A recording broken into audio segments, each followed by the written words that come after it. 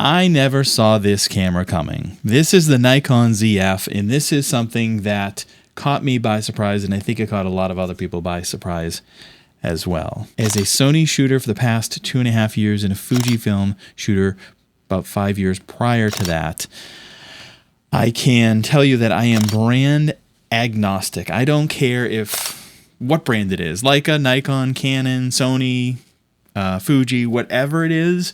If it's a product that I think is a good value that provides me with the type of experience and the results that I'm looking for, I am all for it. So this is one of those cameras that kind of falls into that bucket, and that's why I did recently pick it up. Now, I come from the film world, so this is a camera that really appeals to me because it has all of these manual controls. Now that I've been using Sony for the past 2.5 years, I have missed the manual controls quite a bit. I do have a Leica Q2, and that is a good camera.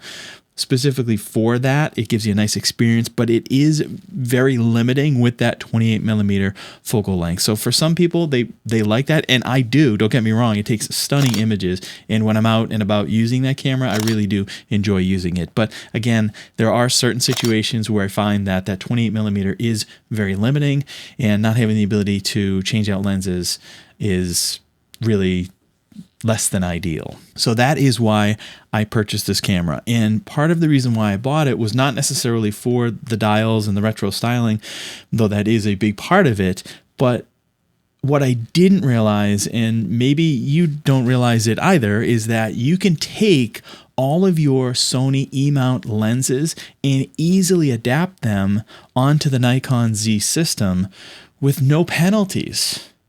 It's literally like an open mount. So all you need to do is buy this adapter, this Megadap ETZ21 Pro, and throw it on the back of an E-mount lens. I've got a Sigma 85, which I've been using pretty frequently here with this Nikon ZF, and it works flawlessly. I mean, look at how skinny this thing is.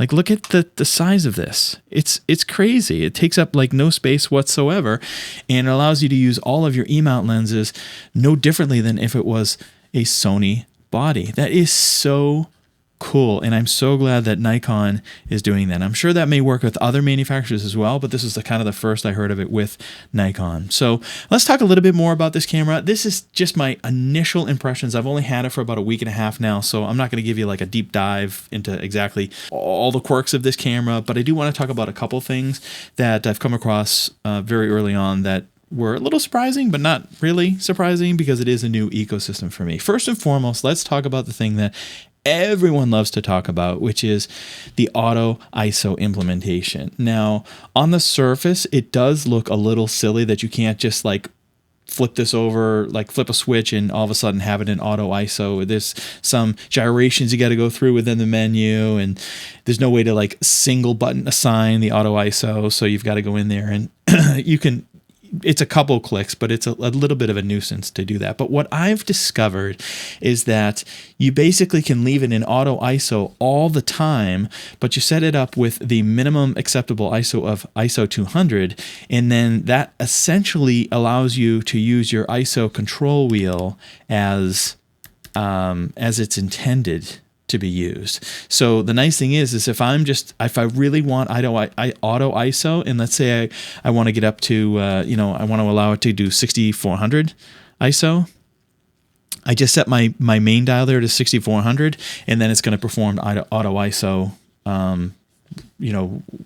based on what the shutter speed is and what the available light is in the environment that I'm shooting. So that is really, really handy. And then if you want, you could just dial it back down and then basically take manual control of this. So it's a really handy feature. I think it takes a little while to get used to, but again, after just a couple days of shooting that way, I found that that's actually probably the best implementation of auto ISO that I've ever used. So yes, it's quirky, but once you get used to it, it makes a lot of sense the way that they have it set up in this camera. The other thing is these manual controls, they're fantastic. Just take a listen here.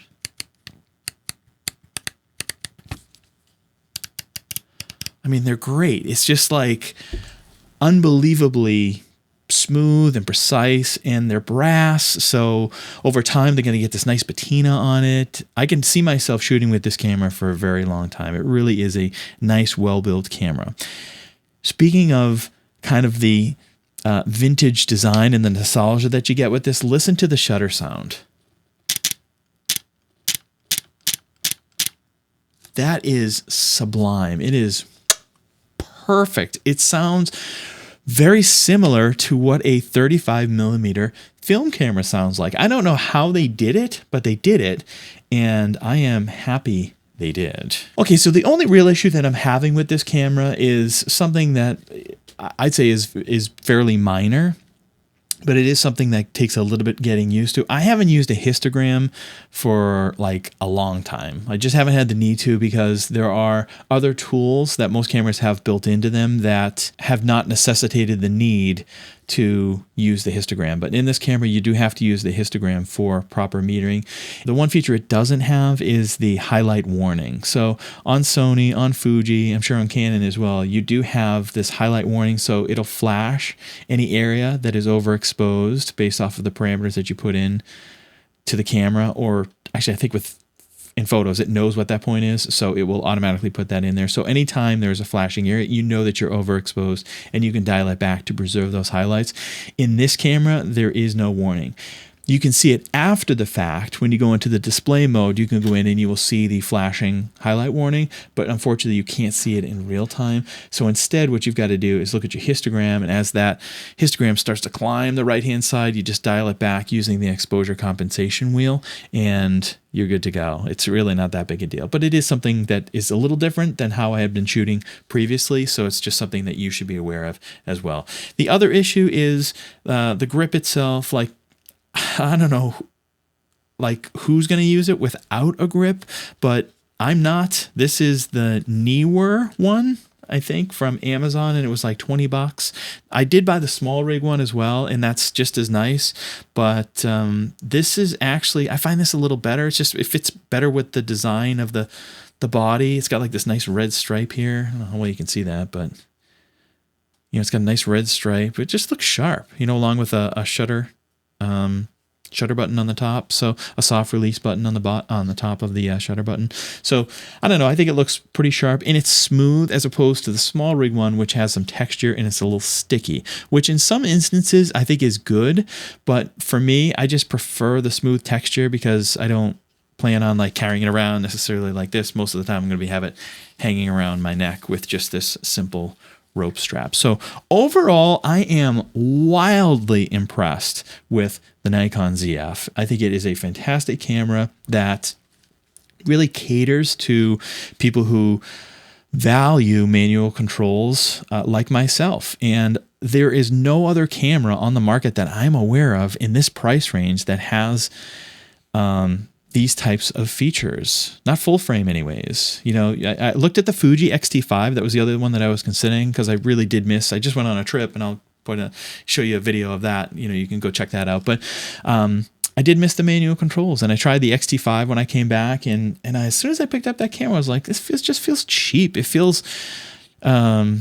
just like a not a disposable camera, but it just the build quality from Fujifilm, in my opinion, has gone down significantly since really the X-T2. That was the last one that was just really well built, and that's unfortunately when they stopped making them in Japan, moved them to China, and they I don't know, they're just not built nearly as well today. They may be just as durable, I'm sure they are, but I just don't like the feel of them. They feel too plasticky. They don't feel like a quality piece of kit. And this Nikon Zf, it is. It's like, it's a chonka. It's I don't know if it's all metal, but there's definitely quite a bit of metal in here, and it just feels like a very high quality, well-built camera. So I am very impressed. I'm looking forward to using this more and adapting more lenses. I may continue to obviously use my E-mount lenses, but there's some other manual lenses that I want to try out as well, like a Voigtlander, and maybe some other ones as well. So anyways, let me know down in the comments. Were you aware that actually you could mount your Sony lenses on this? Oh, let me say one other thing about that, and this is really interesting. So these Sigma lenses actually perform really well on this camera and don't require much correction after the fact, because you cannot, there's no lens profile correction for non-Nikon lenses in camera. You have to do all that in post. And when you take an image with a Sony lens, depending on the lens, of course, but let's use the 20, I don't have it in front of me, but the Sony 20-70, the new one, the f4 lens, when you put that on this camera and then take a picture, oh boy, the distortion at 20 millimeters is significant. Like it does not look good.